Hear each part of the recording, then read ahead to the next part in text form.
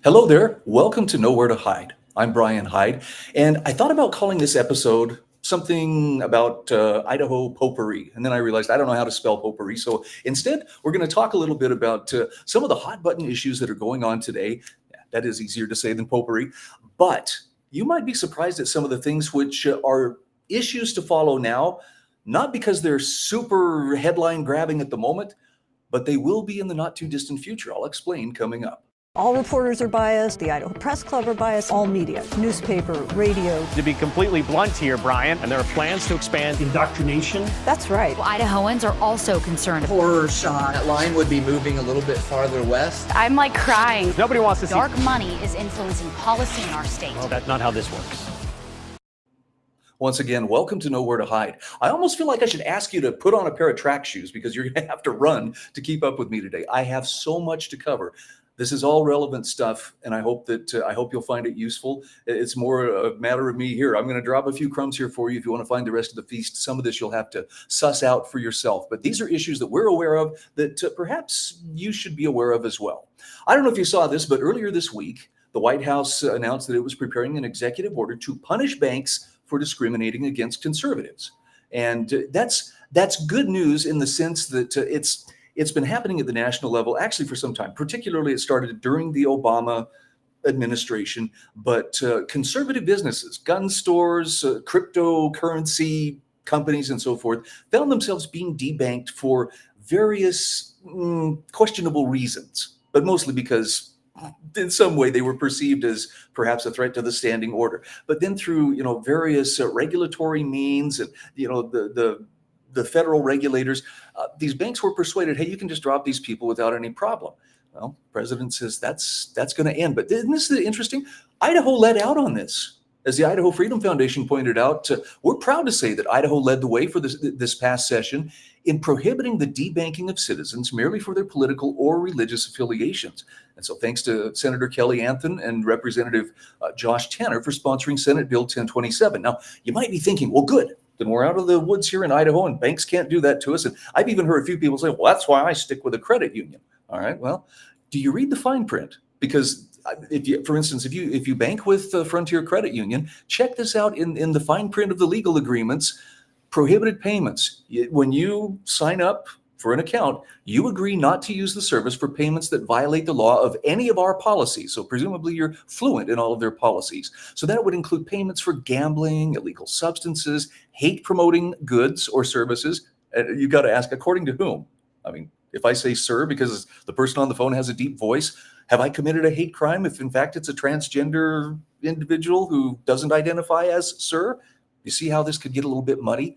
Also, they don't want you to participate in unlawful schemes, and they say that we will block or reverse, or we may block or reverse such transactions, and we're not liable for resulting claims or damages. In other words, we can take away your ability to bank, but any problems that causes, that's on you. And you agree to it if you don't read the fine print. I think there's a lesson in there somewhere, maybe for all of us, but next time you update some iOS device or something, do you agree with this? Yes. Just read the fine print, especially when it comes to your banking. And again, show a little appreciation for those Idaho legislators who were prescient enough to head this thing off before it becomes a problem in Idaho. Now, at the national level, we've got some added backup. All right. Next issue. Look at these maps. These depict the top employers in each state in terms of what sector of the economy that employer operates in. That 1990 map, that dark green represents manufacturing. These were the top employers in most of the U.S. Look, retail made up a lot, including Idaho. And only Nevada stood out back in 1990 for hospitality. I guess that would make sense, right? Look at 2024, though, and how the colors have changed. Utah relies primarily on retail. Hospitality has spread to Montana as well as Nevada. But look at the rest of the states. What's that odd orange color? That is healthcare. That is the top employer in each state. And you see this particularly in Idaho, where St. Luke's is the top employer. So why do I bring this up? Well, it's funny you should ask. St. Luke's is the biggest employer in Idaho, but they continue to push for far left values, which Idahoans have clearly rejected. And that needs to stop. This is a tweet that went out just a couple of days ago that posted something from the St. Luke's website where they're hiring DEI managers or pushing DEI initiatives at the company. And you can check this out if you go. I think it's Libs of TikTok that blew the whistle on this. But if you look at the different issues, all those little yellow highlights that you see on both of those pages, every one of those is talking about DEI and equity initiatives and so forth. Now, why is this a big deal?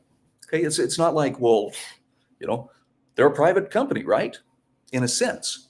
But do you remember President Trump and the executive orders that he issued not so long ago, like earlier this year? The one pertaining to DEI in particular pertains to nonprofits and others who take federal funding.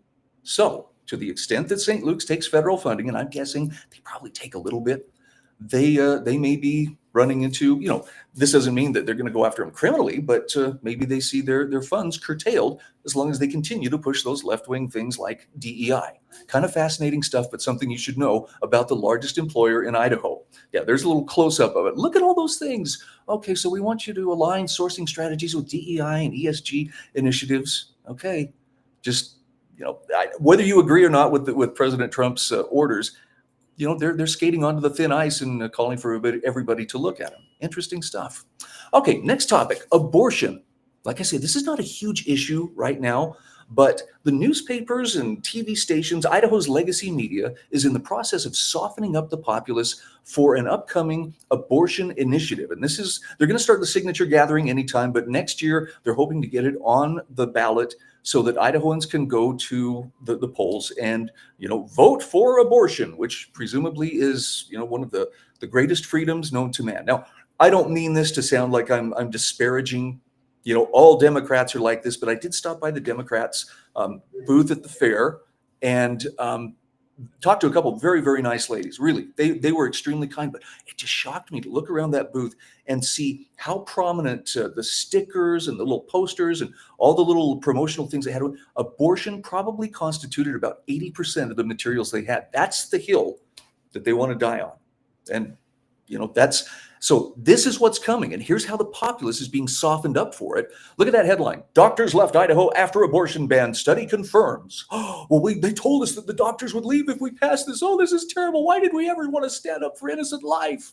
Okay, let's take a quick look at a little excerpt here from the article. Over 40% of the obstetrics doctors Idaho lost since its abortion bans took effect moved out of state.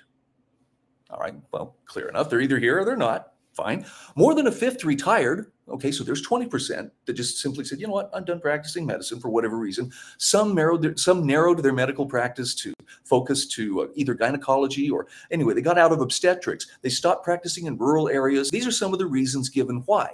That last one, though, is one of the keys. And this next slide will explain why. Because the vast majority of Idaho's remaining OBGYN doctors are practicing in the state's 7 most populated counties. Again, that makes it, we have a lot of rural territory in Idaho. Just 23 OBGYN doctors practice in Idaho's other 37 counties that are home to nearly a quarter of the state's population, compared to 151 in Idaho's most 7 populated counties. The impression that this whole article gives, and I would encourage you, go to the Idaho Capital Sun. This is in the July 31st edition. Read how that article is written. It really makes it sound like, well, the reason these doctors left was because these rabid anti-abortion activists have made their job so dangerous, they're worried they might go to jail.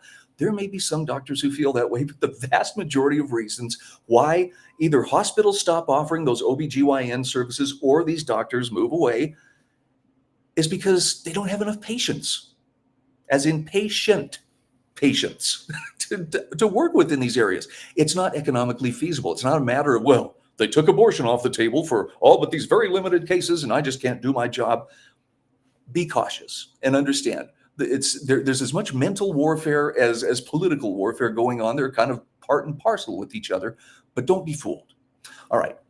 Also, ICE arrests and detentions have risen steeply in the state.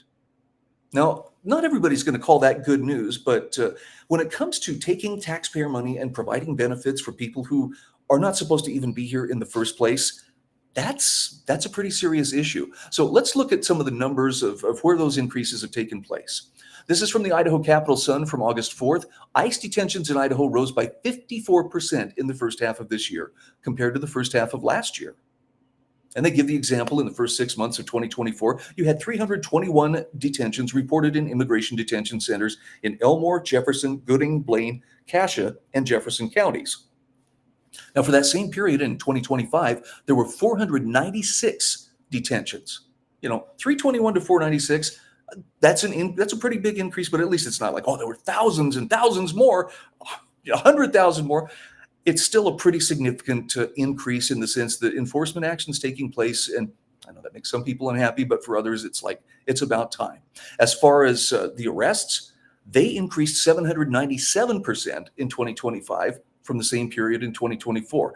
And this project, I guess, is the Deportation Data Project, led by attorneys and professors from multiple states who obtain data sets through Freedom of Information Act requests. So they show from January 1st of 2024 to June 26th of 2024, 41 reported arrests by ICE agents in Idaho. Compare that to this year. In 2025, 368 arrests for the same one. That's a very significant increase. But again, most people are like, well, finally, it's not just words on paper, but something that is actually being enforced.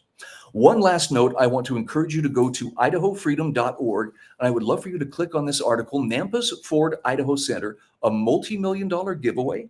This is from Rachel Hazlip. She is a marvelous analyst and writer, and she walks you through this incredible process by which, well, College of Western Idaho is about to receive a very big gift. Look at the bow on that thing. This is from Rachel's article. She says, in what may well be the most extraordinary act of unsolicited civic generosity on this side of the Treasure Valley, Nampa Mayor Debbie Kling and Nampa City Council are contemplating the conveyance. Oh, here are the quotes. They're needed. The conveyance, we're not selling it. Yay, here come the balloons.